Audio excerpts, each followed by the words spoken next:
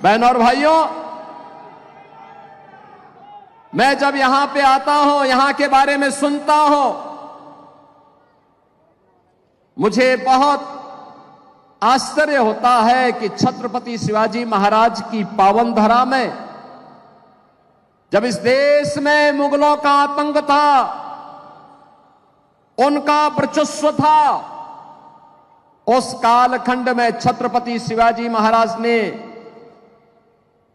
हिंदवी स्वराज की स्थापना की थी।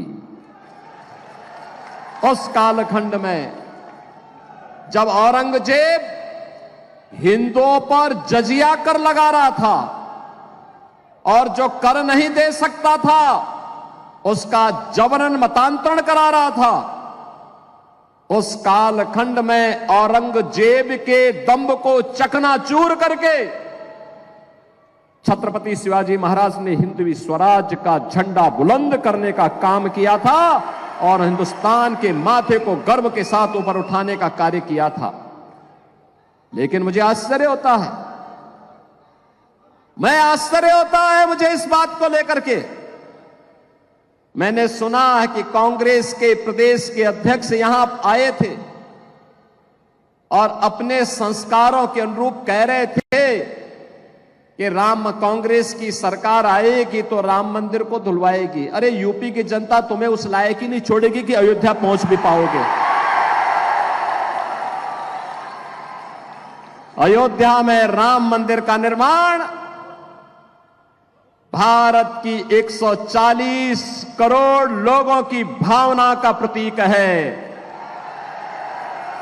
भारत के अंदर जब हमारा महाराष्ट्र देश के अंदर के सभी लोग मिलकर के मोदी जी के नेतृत्व में अपने वोट की कीमत को समझे हैं और मोदी जी का यशस्वी नेतृत्व उन लोगों ने स्वीकार करके मोदी जी को भारत का प्रधानमंत्री बनाया, तब कांग्रेस के कलंक को समाप्त करते हुए मोदी जी ने अयोध्या में राम मंदिर के निर्माण का मार्ग प्रशस्त किया है और आज तो अयोध्या में रामलला विराजमान हो गए हैं। भारतीय जनता पार्टी और सहयोगी दल ही, एनडीए ही भारत को सुरक्षा दे सकती है, और किस रूप में दे सकती है इसका मॉडल मैं आपको बताता हूं। उत्तर प्रदेश में मैं पिछले 7 वर्ष से चीफ मिनिस्टर हूं। 7 वर्ष में उत्तर प्रदेश में तो 6.5 करोड़ मुस्लिम आबादी है। आपने कभी वहां दंगा सुना है क्या?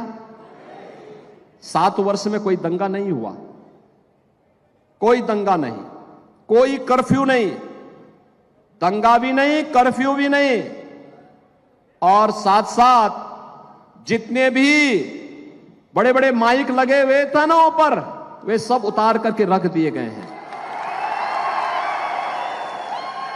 सड़क पे कोई नमाज नहीं होती है, अब कोई सड़क पे नमाज नहीं होती है।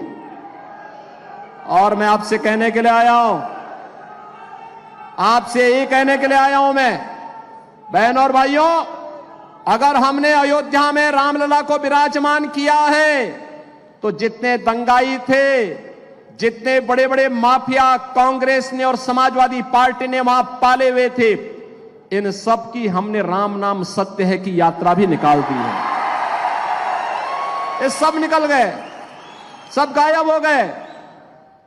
कुछ लोग तो बोलते थे कि साहब बस हमें जेल डाल दीजिए। हमने कहा जेल नहीं, तुम्हारी जगह तो जहन्नुम है, जहन्नुम।